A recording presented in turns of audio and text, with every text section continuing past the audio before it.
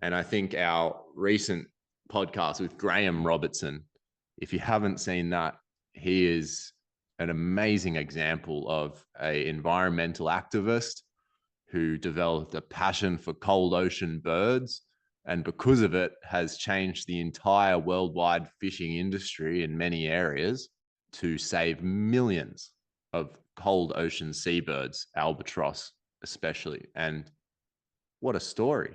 What a story to think I'm a person who saved millions of seabirds' lives. Like, that's One person did that. One so person. cool. So exactly, one person, it almost brings a tear to my eye, but he just changed the way that the fishing nets are organized and the way that they get fed into the oceans. And he only did this, right, through observing the depth to which albatross birds would dive, all the different species, till he came up with the average depth dive of all the species. And he just made a device that sunk the nets Mm. below that dive depth, and bang, no more dead birds getting caught in nets. Amazing.